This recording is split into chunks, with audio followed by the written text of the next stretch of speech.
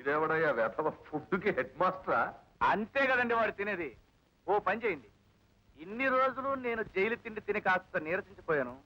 ఓ వారం రోజులు నన్ను మేపండి, ఆ తర్వాత వాడిని లేపేస్తాను. అలాగే వారం రోజుల కర్మ ఏమిటి, నెల రోజులు తిందుగాని నీకేం కావాలో చెప్పు. వాడు ఎన్ని గుడ్లు తింటాడు? 25. 50 తెప్పించండి. ఎన్ని కోళ్ళు? 60. డజన్ తెప్పించండి. 2 మేకతోళ్ళు.